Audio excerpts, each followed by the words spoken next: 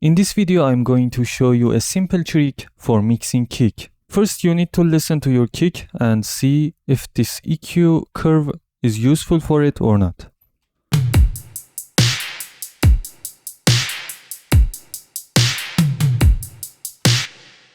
Kick is not sitting in the mix, so let's activate this EQ.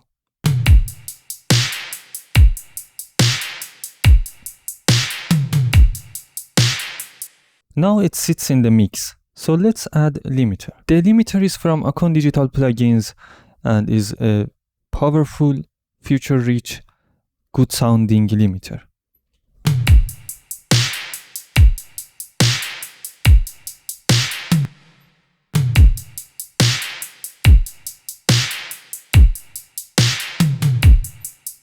As you can hear, kick is tightened and now sounds much focused. Mostly you don't need weird plugins and complicated tools. Using simple plugins in a professional way is the way you should mix. If you try to keep your tools simple, you will see what an audio engineer you are.